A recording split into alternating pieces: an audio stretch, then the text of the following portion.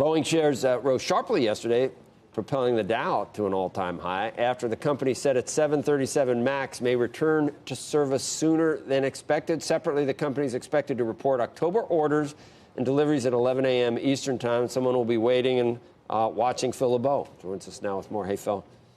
Hey, Joe, that rally yesterday sparked by the belief that many people have that they're close to the end in terms of getting the MAX fixed and back in service. But we should point out there are a number of hurdles that the company still needs to overcome before this plane is even certified. Here's the timeline that Boeing laid out yesterday, and this really sparked the shares to move considerably higher. FAA certification is expected by mid-December, and remember, the FAA will go first. They'll be followed shortly after by other regulators around the world. At least that's the expectation from Boeing. Then deliveries can resume once the certification is in place.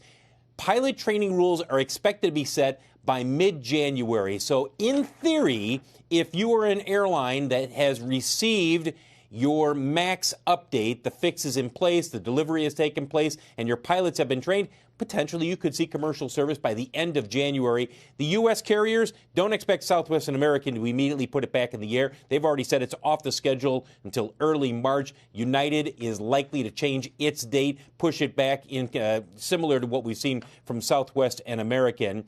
And for the airlines here in the U.S., it's all about not only getting the planes that are parked and waiting to be updated, getting them fixed, but it's the pilot training. That's going to be the big hurdle for them, and then coordinating their schedules and deciding, okay, when do we believe that there are routes where we will find people who will want to fly the MAX, because that's another part of this that they're going to encounter early next year. As you take a look at shares of Boeing, remember that the company will be reporting its October orders and deliveries 11 a.m. today. We'll see if there's any change in the backlog on the 737 MAX. Also, you've got other aviation-related stocks. They also moved higher in conjunction with Boeing yesterday. Spirit Aerospace is a good example. Remember, they make the fuselages for the 737.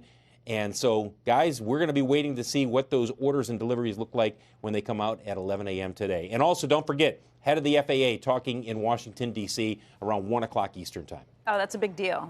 Obviously, what he thinks about it is way more important than anything we hear from the company. Right, Phil?